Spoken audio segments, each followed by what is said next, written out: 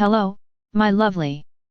I came to you today to talk about how you better tune in with new energies, the vibrations of which no longer correspond to the three-dimensional world in which you still have to live.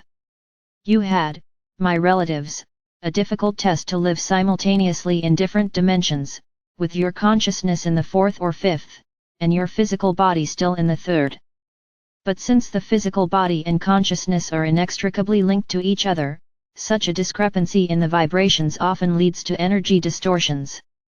Unfortunately, so far few people have managed to tighten their physical body to the level of consciousness, as this requires the utmost to uncomplete it and change the biochemical processes taking place in it, which requires a lot of effort on your part.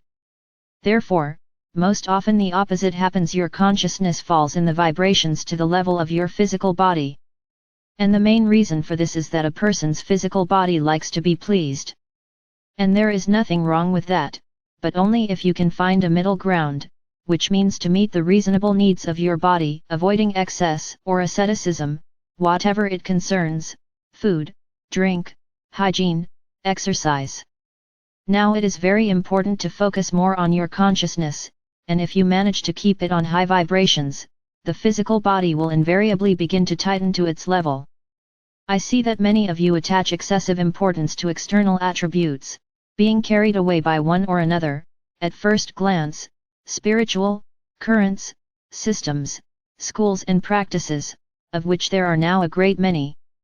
But all this does not replace communication with your soul, and sometimes, on the contrary, drowns out your intuition, as it distracts your attention to all sorts of trifles and attributes that are imposed on you by these systems and the people representing them. In fact, these are the same tricks of the three-dimensional world designed to keep you as long as possible in the old reality. Now it is very important to organize your life in such a way that the true spiritual side of your existence prevails over everything else.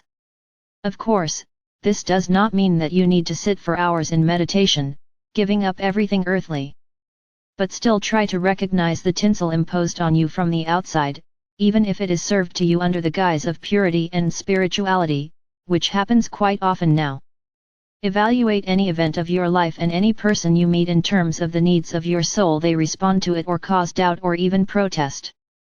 Listen carefully to the reaction of your heart chakra and always check for the vibrations of the people with whom you communicate.